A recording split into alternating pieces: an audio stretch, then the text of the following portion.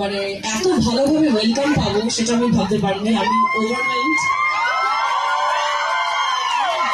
দারুণ লাগছে আর এত সুন্দর সবাই সেজেছে, মিষ্টি লাগছে সবাইকে।